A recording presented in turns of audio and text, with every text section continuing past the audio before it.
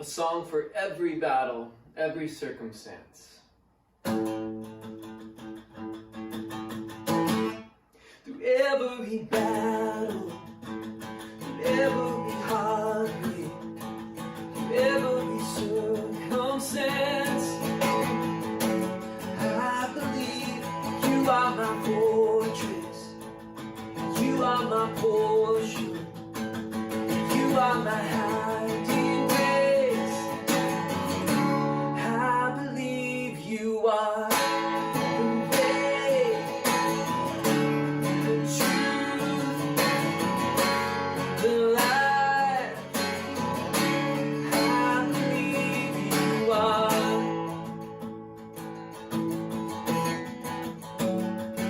Every blessing, every promise, every breath I take, I believe you are provider, you are protector, you are the one I love. I believe you are the way, the truth, the light.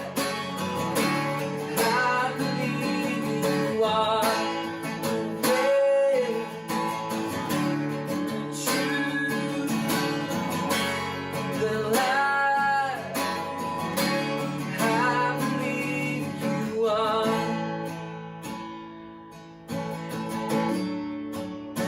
I believe you are.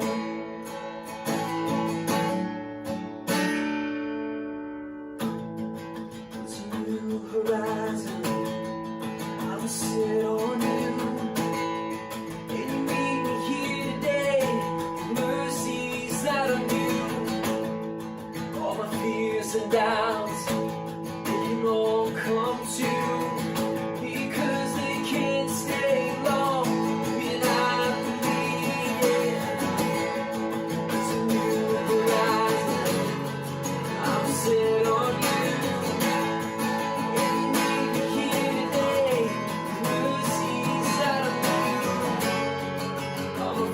And doubts, they can all come true, because they can't stay long, and I believe you are the way, the truth, yeah, the light.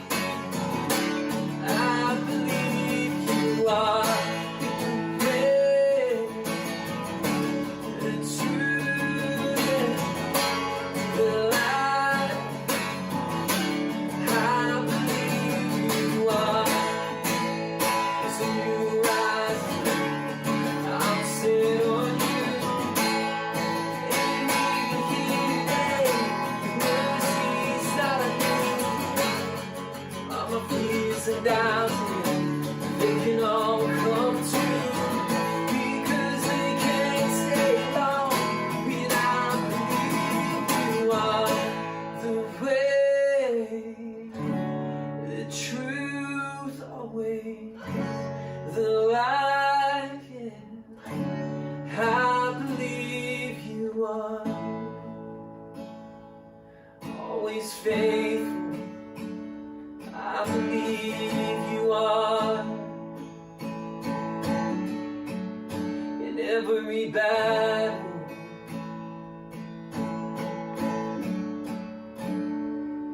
Let hope arise.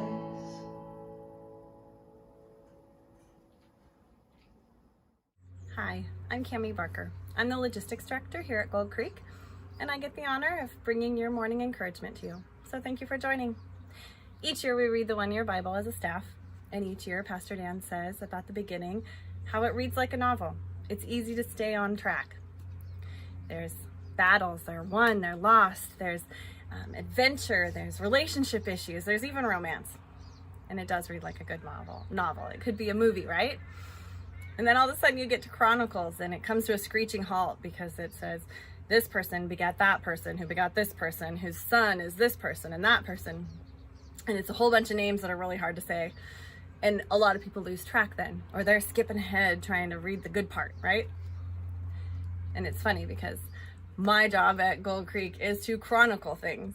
It is to take a detailed account. It is to note it, to plan it, to make sure it's all in order. So I got full respect for the person who wrote Chronicles and took all the time to make all those details and figure out who was the son of so-and-so and who was his son. And I understand that it's not easy to read, but it is that type A personality who I'm sure you all have in your life. It's the person that pays the bills, who plans the events, who stays ahead on everything. Combine that with my Enneagram 3, which let's hear it for the Enneagram 3s. We're the ones that achieve things. We want to get it done. And so I'm the one who's, if you're at Gold Creek, I'm letting you know that, hey, this is where I need you. This is what you need to do. This is where we're going and what needs to be said and how it's going to get done. So I get Chronicles. I get how it happens. And if we jump into chapter 10, where we're at today, it's past all the actual names of the begats and the begots, and it gets into a quick little recap of the death of Saul and his sons.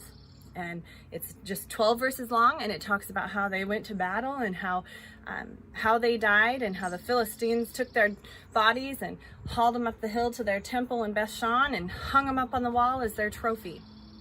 And then all of Saul's men snuck in one night and took their bodies down and gave them a proper burial. And I'm going to take a total pause right here and say, back in 2017, I got to be a part of the Gold Creek trip that went to Israel. It was completely life-changing. I absolutely loved it.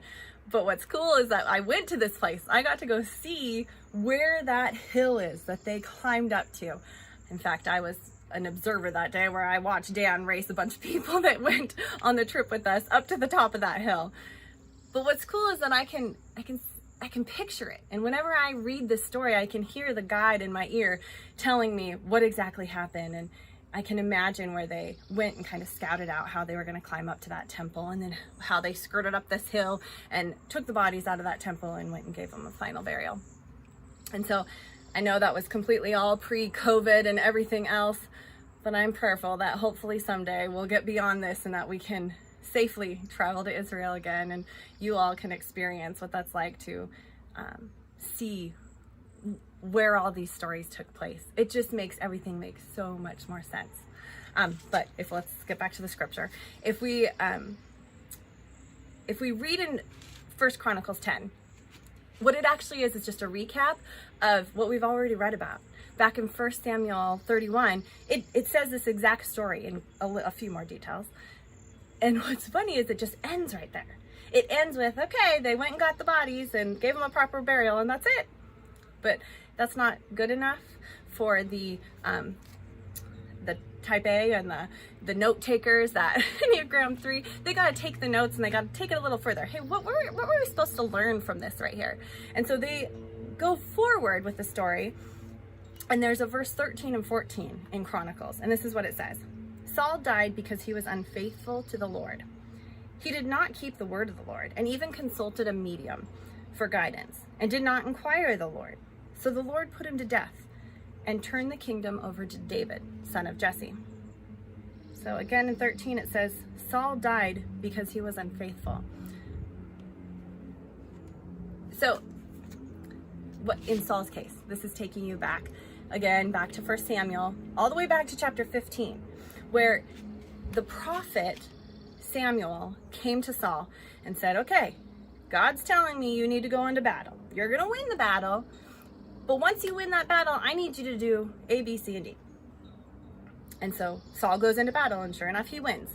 But he didn't get all the details done. He didn't do everything that Samuel had told him to do and that the Lord had instructed him to do.